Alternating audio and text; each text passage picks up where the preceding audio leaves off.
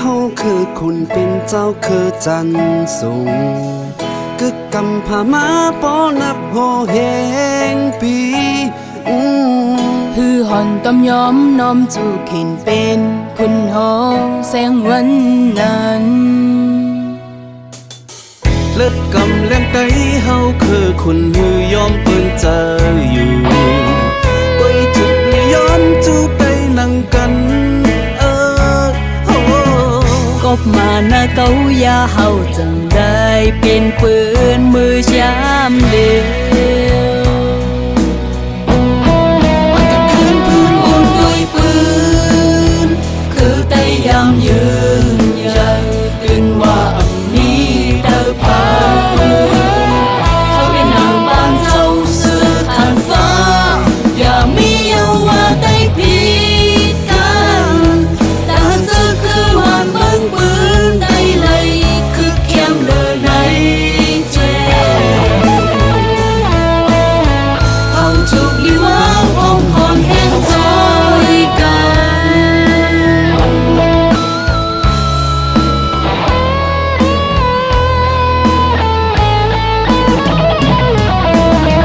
เลิศกำแรงไตเฮาคือเสือเพื่อเฮามีผิดกัน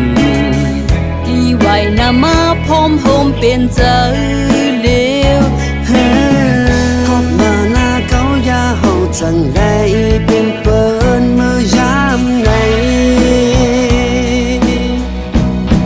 มันกันคืนพึ่งวนด้วยปืนคือไตไล่โดผ่านก็เปยองเมามาอำนาจใหญ่แลมาหน้าแห่งคืนจังมีปัญหาจากเจิงใน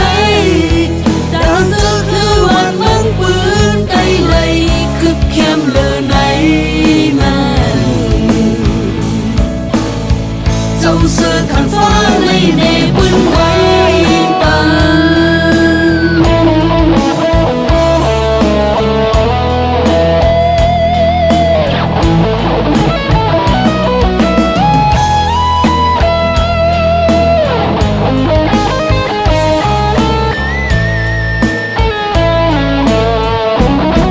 งกันขึ้นปืนวนด้วยปื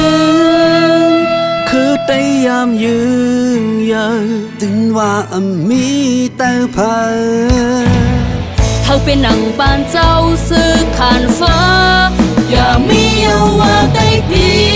ดกันแต่ซื้อคือวันเมืองปืนได้เลยคือเข้มเลยในใจ